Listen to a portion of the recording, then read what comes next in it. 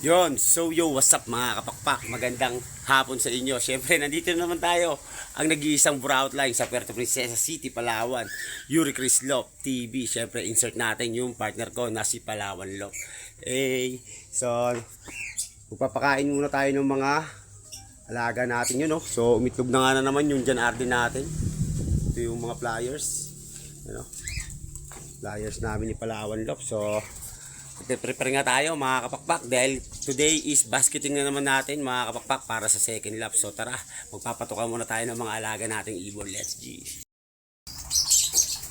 Yun, so nagpakain na nga tayo ng mga alaga namin ni Palawan Lop. Yun na.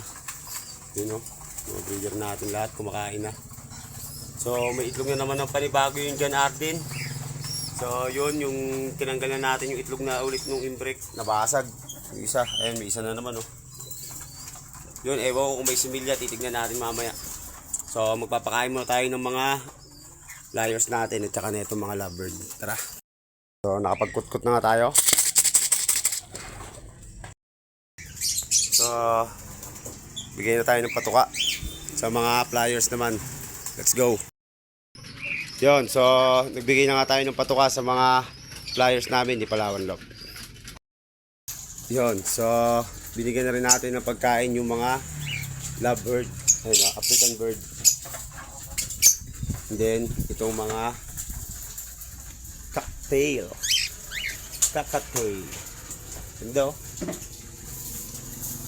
Siyempre, bago ang lahat mga kapakpak, magpapainom tayo ng Vitamin Pro powder para sa mga flyers natin. Yan para may pambaon. Ito lang yung pambaon natin mga kapakpak sa mga alaga namin ni Palawan Lop. Yan oh. So basketing nga natin mamaya, kaya nagpe-prepare tayo. Let's go! Yun o, Vitamin Pro lang, sa kalam. Shoutout natin syempre ang Team Battlecock at si Idol Eugene Sol. Yan o.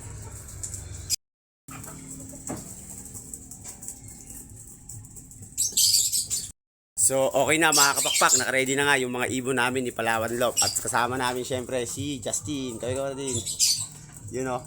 Kita-kits tayo mamaya mga kapakpak sa basketing para sa second lap sa Team PFCO. Good luck!